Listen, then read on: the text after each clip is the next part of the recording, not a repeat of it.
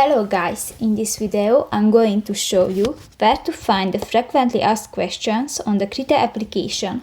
But first of all, I just want to mention, please don't forget to subscribe to our channel, because at 100,000 subscribers we are going to show you our YouTube revenue statistics and growth strategy how to make money online.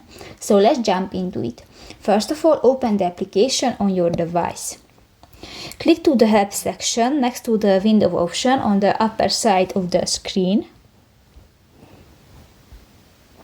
and tap to the Krita Handbook option.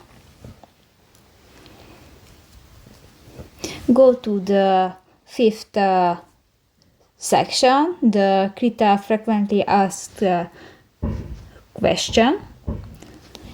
And here you can find information about tablets, toolbox, resources, animation, shortcuts and more.